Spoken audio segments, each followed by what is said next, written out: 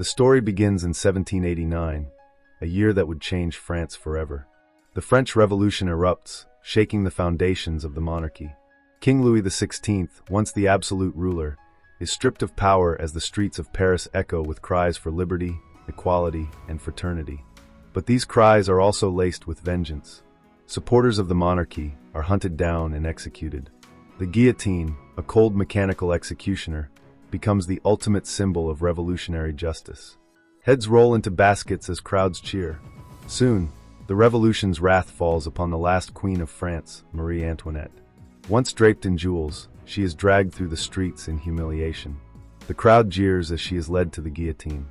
The blade falls, ending her life and the monarchy's rule in France. But among the spectators, a young artillery officer named Napoleon Bonaparte watches with a mind not consumed by revolutionary zeal, but by ambition.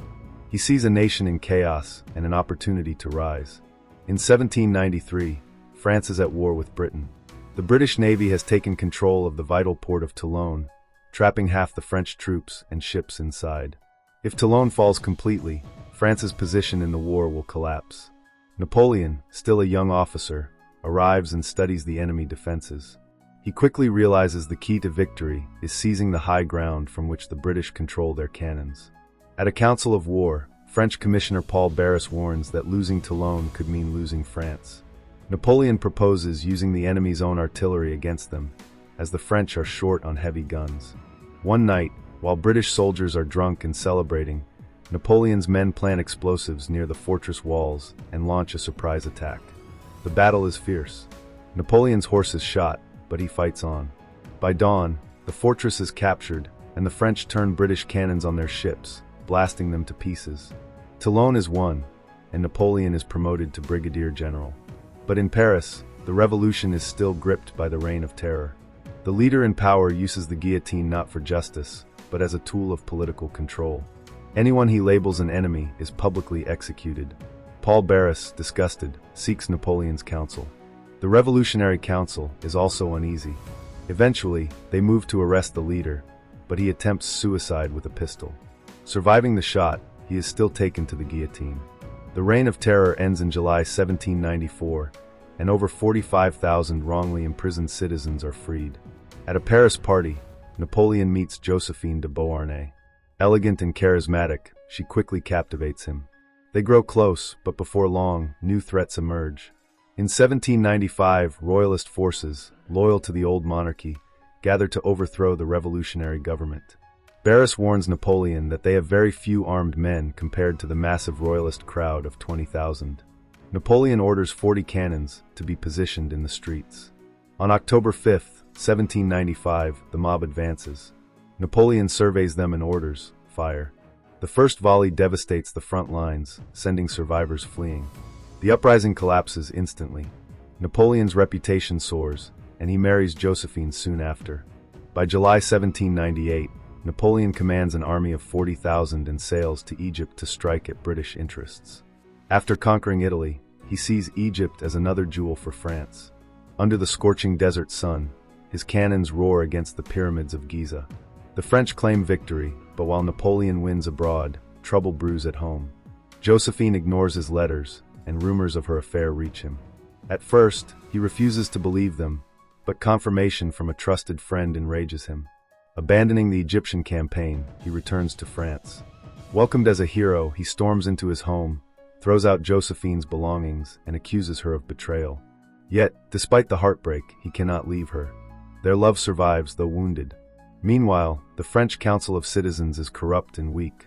When Napoleon is questioned about leaving Egypt, he turns the criticism back on them, pointing out that France is bankrupt, Austria has reclaimed Italy, and England has seized Holland. Council member Emmanuel Size proposes a coup, replacing the council with a 3-member consulate, one of them being Napoleon. On November 9, 1799, the coup begins. Royalists inside the council accuse Napoleon of abusing military power and attack him and his brother. They escape, rally the soldiers outside, and Napoleon calls on their loyalty to France. The army marches into the chamber, forcing members to resign. Napoleon becomes first consul. As first consul, Napoleon seeks peace with England, but the British refuse, backed by Tsar Alexander of Russia. Frustrated, Napoleon warns the British ambassador to join him or face destruction. His advisor Talleyrand suggests he take a bolder step, become emperor. On December 2nd, 1804, in a grand ceremony, Napoleon crowns himself Emperor of France. Josephine becomes empress, but she cannot bear him a child, a fact that causes private strain between them. In 1805, the coalition of Russia and Austria plans to crush France. Napoleon responds with one of his most brilliant strategies. With 68,000 soldiers, he lures the 90,000-strong enemy force onto frozen lakes at Austerlitz. French cannons shatter the ice beneath them, sending thousands to a freezing death. Austria sues for peace, and Russia retreats. Napoleon stands at the height of his power, though shadows are already forming for the battles to come. But their emotional bond keeps them together. His mother, however, is determined to find the truth. She arranges for Napoleon to be with another woman, purely to test if he can father a child. Soon, it is revealed that the woman is pregnant, proving that the problem lies with Josephine.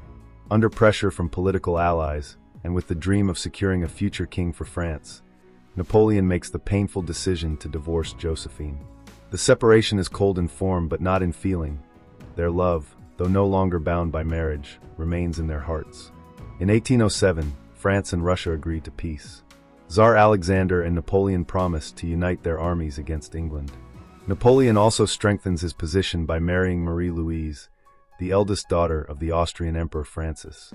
This political alliance ensures Austria's cooperation and finally gives Napoleon what he desires most, a son, born the following year. He proudly takes the child to show Josephine, as if to assure her that while their marriage had ended, she still holds a place in his heart. But alliances in Europe are fragile. In time, Tsar Alexander turns against Napoleon, aligning once again with England. Napoleon decides on a bold and dangerous course to invade Russia in 1812. With an army of over 600,000 men, the largest Europe has ever seen, he marches east. The French advance deep into Russian territory, pushing all the way to Moscow. Yet when they arrive, they find the city deserted, eerily silent. Then, as night falls, the Russians strike in an unexpected way, setting their own capital ablaze. Flames consume the city. Food stores and shelter are destroyed. Napoleon realizes too late that the Russians never intended to fight for Moscow. They meant to deny him everything he needed to survive. Winter closes in, and the French army is trapped in a land it does not understand. The horses, bred for milder climates, falter in the deep snow. Supplies run out, and the bitter cold claims soldiers by the thousands. Napoleon orders a retreat. What begins as an organized withdrawal turns into a nightmare. Starvation, frostbite, and relentless Russian attacks whittle the army down.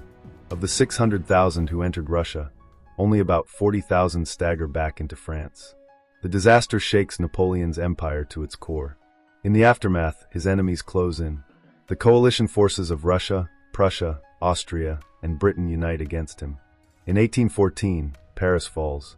Napoleon is forced to abdicate and is exiled to the small Mediterranean island of Elba.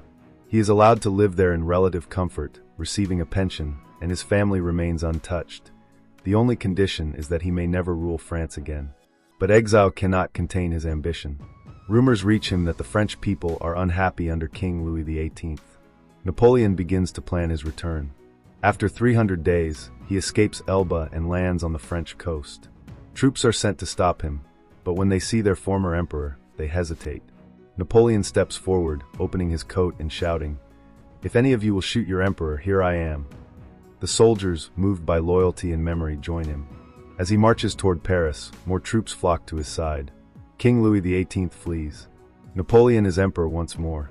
His first thought is to see Josephine, but he learns she has died from illness, her last words calling his name. The loss cuts deep, but there is no time to mourn. In 1815, the great powers of Europe form the Seventh Coalition to end his rule for good. The final confrontation will take place at a small Belgian village called Waterloo. On June 18, 1815, Napoleon faces the Duke of Wellington's army, 68,000 soldiers from Britain, the Netherlands, and Germany. 12 kilometers away, 45,000 Prussian troops are on the march to join the battle. Napoleon knows that if he can crush Wellington before the Prussians arrive, he can still win. The night before the battle, heavy rain turns the fields into mud, delaying his attack until late morning. When the cannons finally roar, the fight is brutal. The French infantry pushes forward, but Wellington's forces hold their high ground with grim determination. As the day wears on, Napoleon's confidence begins to waver. Then comes the worst news. The Prussians have arrived. Their troops slam into the French flank, breaking the lines. Desperate, Napoleon leads a final charge with what remains of his Imperial Guard. It is a last gamble for victory, but the Allied armies close in from both sides. Surrounded and outnumbered, the French are overwhelmed. Of the 72,000 French soldiers at Waterloo, 47,000 are killed, wounded, or captured. The battle is lost, and with it, Napoleon's empire. He flees the field, but capture is inevitable. In October 1815, Napoleon is exiled for the second and final time, this time to the remote island of St. Helena in the South Atlantic, a place from which there will be no escape. There, under constant watch, he spends the last 6 years of his life. His health declines, and by 1821, he is gravely ill, suffering from stomach cancer. On May 5th of that year, at the age of 51, Napoleon Bonaparte dies. His last words are said to be, "France, Army, Josephine."